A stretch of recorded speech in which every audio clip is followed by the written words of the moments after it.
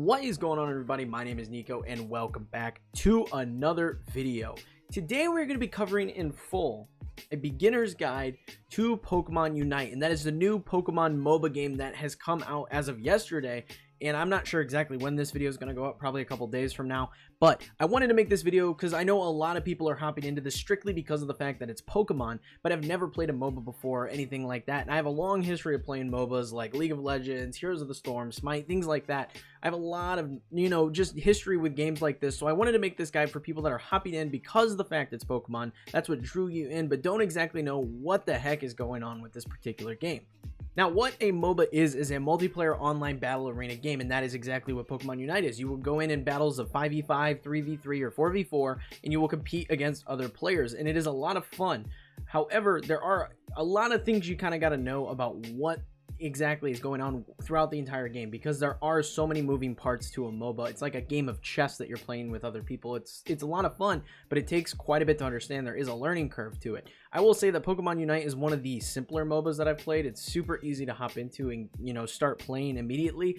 Even people that have never played a MOBA before, like my buddy Rico over on Enter the Chat, he even is able to hop in, never played a MOBA in his life, and hops in, has a great time playing this particular game. So I think the best place to start is with the Pokemon. Now, the way you play MOBAs is you will select a character before the start of every game, and then you will go in as that character. So in this game, obviously, we are playing as the Pokemon. There are a wide variety of different Pokemon that you are going to be able to play as. There's different specializations and things of that nature, and as time goes on, they will add more Pokemon to the game to fill all of these different roles out. Another thing to note is that all Pokemon have access to 3 abilities at any given time. They will have 3 active as well as a basic attack and a passive, and you are able to level these up and progress these as you play through the game and level your Pokemon up. So first off, we have our supporters, and these are going to be Pokemon that have a lot of utility and things of that nature, like Eldegoss, Mr. Mime, Wigglytuff. These Pokemon are going to be able to, do things like knock Pokemon up, stun Pokemon, heal other Pokemon on your team. These are very helpful for just certain situations. They are very powerful. Also, they can do a fair chunk of damage, like Mr. Mime actually does a lot of damage, so don't sleep on the supporters. The supporters are actually very powerful as well. Then you move into the all-rounders, and these, if you were comparing them to other MOBAs, would be something like Warriors or Bruisers, things like that. They're going to be able to get in up close and do tons of damage against other Pokemon in the battle, and they're going to be able to really take a lot of damage in return as well. And that is Garchomp, Machamp, Charizard, and Lucario. Then you move on to your attackers, and these are actually all ranged attackers. So these are going to be something like a attack damage carry if you're familiar with League of Legends. If you're familiar with something like Smite, it'd be something like a Hunter. These are all going to be ranged, and as a result of them being ranged, they do have smaller health pools. So they're going to take more damage, and you're going to be getting hit really hard if you get too close to other Pokemon. So these are like Venusaur, Pikachu, Ninetales, Cramorant, Cinderace, and Greninja. And then you have your defenders, and these are the guys that really go in. They do a lot of knockups. They can take a lot of damage. They really set the rest of the team up for big fights and things of that nature. And they're super, super fun. I really like the defenders a lot. I play a lot of Slowbro, and they're very valuable. And then finally you get to your speedsters, and these are going to be like your junglers. Okay, these are going to very much be your junglers, going through clearing the enemy Pokemon in the jungle area in the middle of the map, and then going to try and make big scores. These are very squishy. You're going to get popped very easily if you get too close to other Pokemon, but they also deal a ton of damage in return. So if you're very skilled at playing them, they can be super, super aggressive. So that is the list of the Pokemon here, and ideally, if you notice, there's 5 total specifications for what type of Pokemon you're playing. Ideally, you want to have one of each type of Pokemon on your team. Now, there are additional game modes where there's like 3v3 and 4v4, but 5v5 is the traditional game mode, and it is also the ranked game mode that you'll be playing. So that is mainly what this particular video is going to go in depth on, is the 5v5 game mode. But it is worth noting there are other particular game modes. 4v4, there's a couple maps that feature that, as well as 3v3. The next thing worth learning about is the items in this game.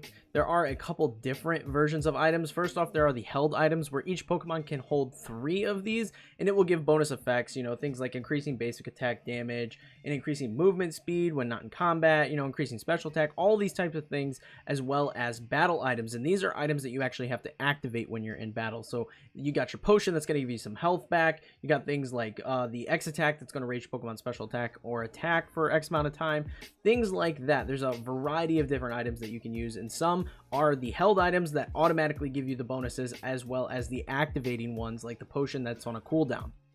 Another thing worth noting with the held items are that they are upgradable, and as you go through the game, you'll unlock the points that you can then use to upgrade them. You're just going to get them by playing the game naturally and organically. You don't have to really grind. Well, it is kind of a grind to get them, but it's not like you have to go out of your way and buy them. It's not pay to win or anything like that. You just unlock them normally, and then you can go in and upgrade your different items. So now we can move into the actual game aspect of this particular game. Pokemon Unite is a MOBA, and it's not a traditional MOBA. Okay, in other MOBAs, you really focus on battling other players, fighting. You'll level up that way, and that'll make you more strong, and you can go back into your base, buy items and things like that. In this game, you have the items when you go into the game. So leveling up is more or less to just increase your moves and increase your power and things of that nature. But it's less about actually killing the enemy opponents, and it's more about scoring, because the way this game works is that there are a bunch of wild Pokemon scattered throughout the map, and you are to take them on, and they each give you X amount of score, and then you run up and you dunk it like a basketball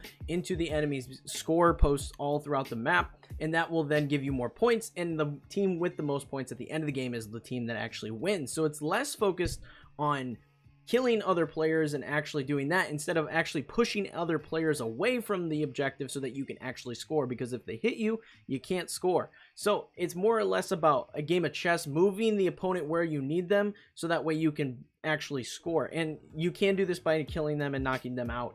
It's much more effective doing it that way, but it's less about like actually getting the kills, where a lot of people that are playing this are playing it like older MOBAs, where you will really try to get that kill because it's super beneficial, where in this game it's definitely not as beneficial to focus on kills. It's more about getting the objectives.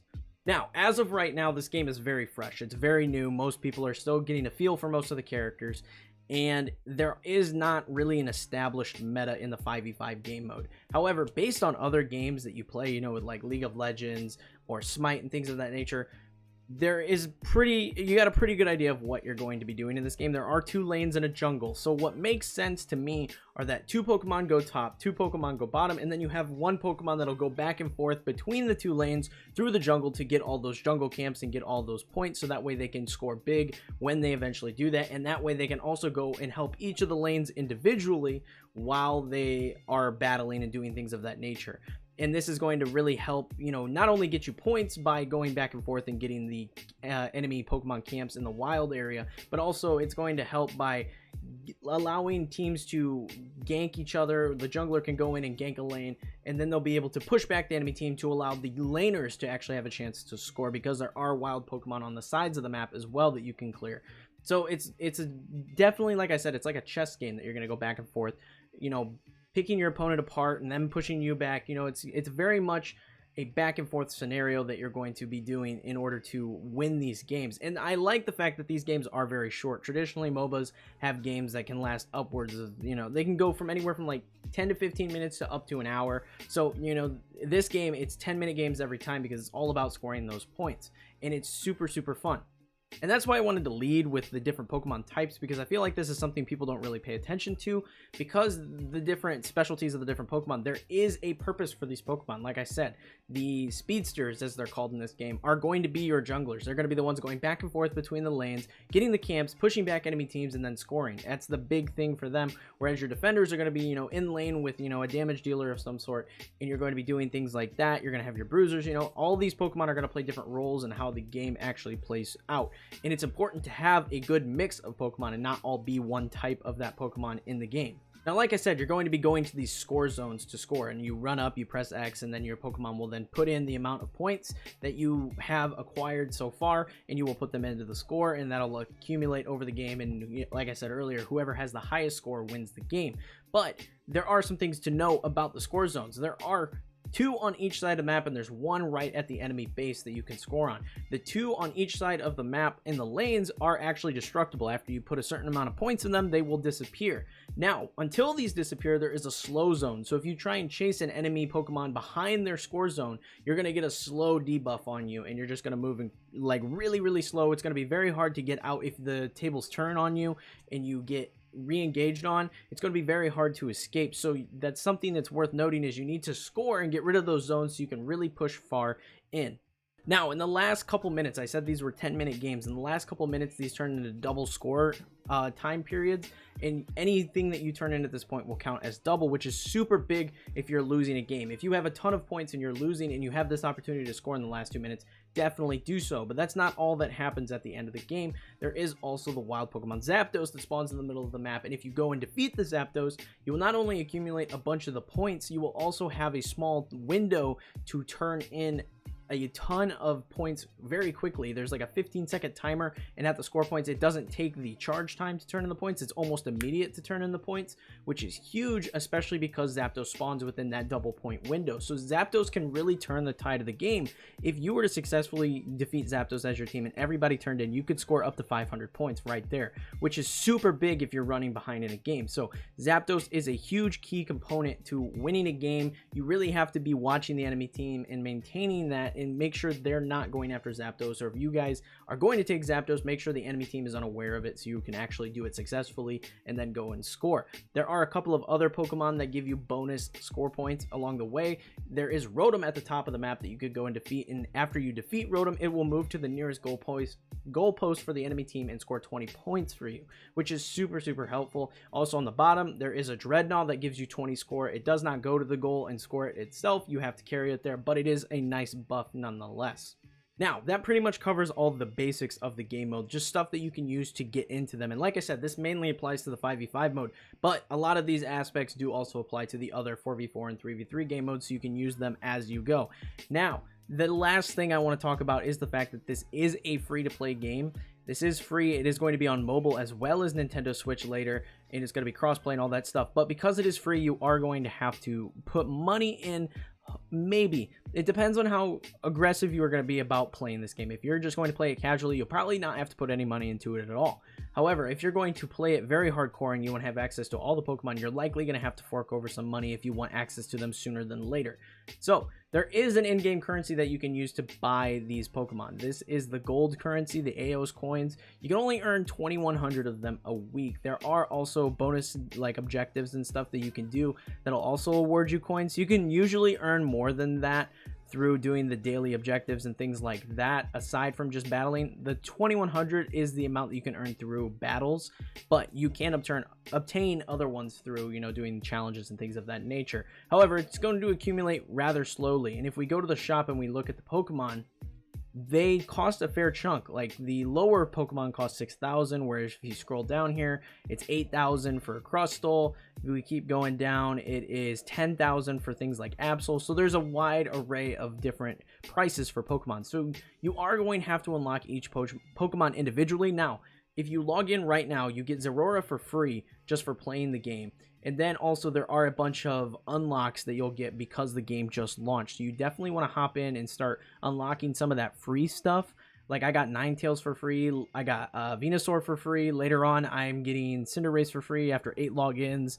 Greninja's also going to be free after 14 logins. So definitely be logging in every day and making sure you get this stuff, because you will get access to certain Pokemon for completely free as long as you're logging into the game on a regular basis. But like I said, you're likely, if you want to have access to all these Pokemon and you want them quickly rather than later, you're going to have to fork over a little bit of cash. This also goes for things like the character skins for your trainer. You can unlock different outfits for your trainer, and it's going to be either the in-game currency, the points up there in the corner, or it can even be the premium currency that you spend real money on. And this also goes for the particular Pokemon skins. You can, again, buy them with the premium currency, or there are ways to earn in-game currency that will buy you skins as well. But that's pretty much all I have for you guys on this beginner's guide. This is just something to help the new players, people that have never really played MOBAs, or people that are, you know, somewhat familiar with MOBAs but don't know everything, kind of get an idea of what they're getting into with this particular game. I think Pokemon Unite is fantastic. It's my favorite MOBA to play right now. Previously, I was playing Smite quite a bit, but now I really like the playstyle of this game. They change things up just enough to keep it fresh, but they also keep all the fun parts of a MOBA. So I'm really liking it, especially because I'm a Pokemon guy. I think it's fantastic. I'm really looking forward to see what other characters they add to the game in the future, because there's 900 freaking Pokemon. They got a lot to choose from in terms of what new characters they would add, but I'm really looking forward to everything. I hope you guys found this video entertaining and helpful. If you did, leave a like and smash the subscribe button for more videos like this in the future. Be sure to check out the Discord where people over there playing games all the time. Check out Ed in the chat where we're playing games all the time. Me, Rico, and Toby talking games, playing games, doing our podcast. It's a lot of fun over there. Check that out as well. But like I said, that's it for this video, and I hope to see you all in the next one. Peace.